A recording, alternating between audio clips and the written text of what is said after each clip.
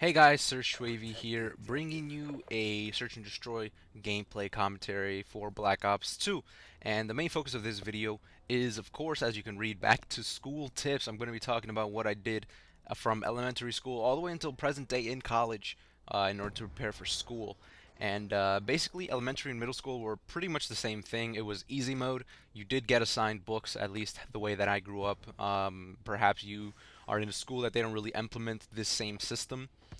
But the way that my school did it, or my schools did it rather, was you were assigned certain books to read over the summer, and then when you came back to school, you had, I believe, 1 to 2 weeks in order to prepare for the test rather. So usually we would talk about the books the first couple of days, and then we would just focus on class materials, and then the test would come.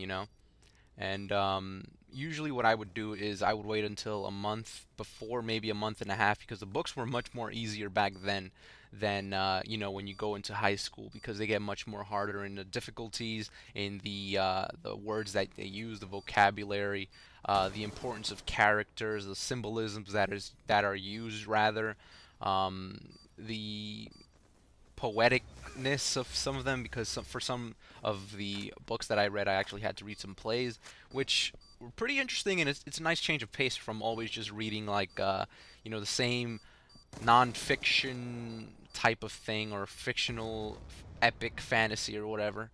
Um, so yeah, I would just a month and a half. I would go to the library and I would look for the books. And if I didn't find any of the books, I would return the next week. If I found a book, I would borrow that one book. I'd read it in that one week, try to read most of it in that one week.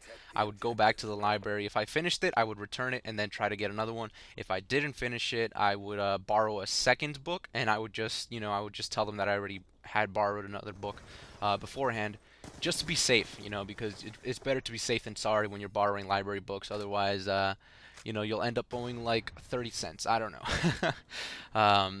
Back in my day, the I believe the rate was like 5 cents per week or something like that, 10 cents per week. I don't really remember, but it was a very low rate.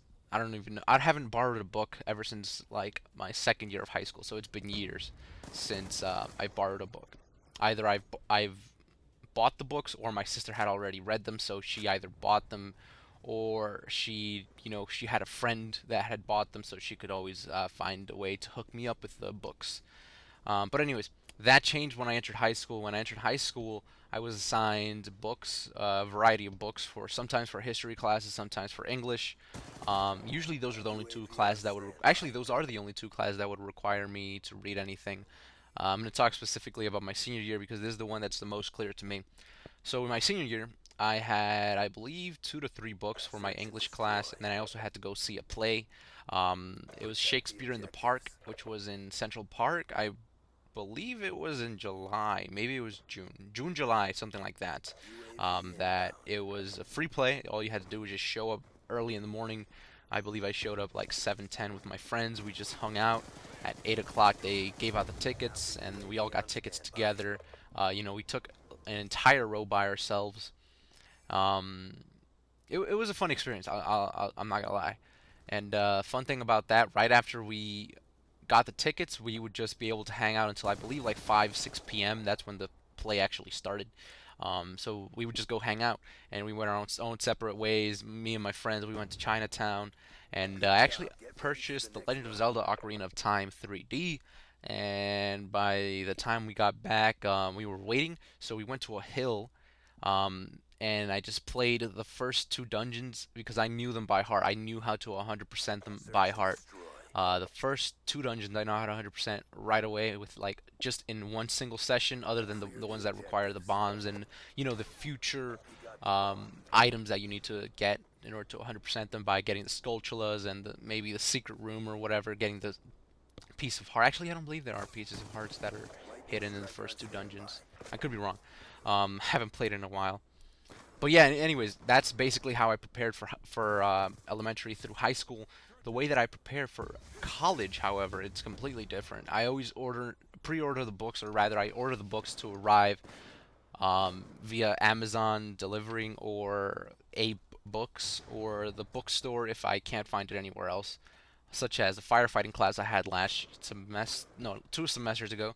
I needed to purchase the books from the school store instead of just trying to find a secondhand because it was only sold in the school store. But anyways, usually what I would do or what I have done so far is I would go look up all the books that I needed, take down the information, and then on the next day or a day after, I would actually go looking up that the book that I needed in order to purchase it. And basically, what I would do is 3 weeks.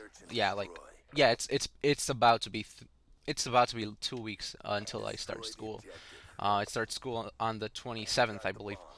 But anyways, 3 weeks before school starts, I go online. I order all the books. It takes 5 to 8 business days typically to get the books. Of course, always expect some latency, not latency. Expect some delays in the delivery of your books, though. So it's always good to plan more than 1 week and a half ahead of schedule, which is why I order them 3 weeks ahead of schedule. And any books that I'm not sure about, I talk to my professors, and if anything, I'll just purchase from the school store. The only thing, though, is the school store costs a lot more than if you were to buy it on such a site as Amazon or eBay or A-Books, all of these other good books. So it's always a good thing to look up the books if you can on your own time because it'll cost you less. Rather than just waiting until school starts and then going to buy the book at the school store because you'll basically end up wasting some money. Call it a finder's fee or a convenience fee, if you will. But anyways, those are just some quick tips that I've been using so far and have and are still using rather for college. So thanks for watching, guys. As always, take care and goodbye, sirs. I remember the days that I was going up, had to follow in the pain, it was still growing. My mama always said if you with pain to do not show it, so I kept my heart cold in New York while it was snowing. It's the fact you failed to notice, but the fact that you should notice. It's said to be without regrets and told without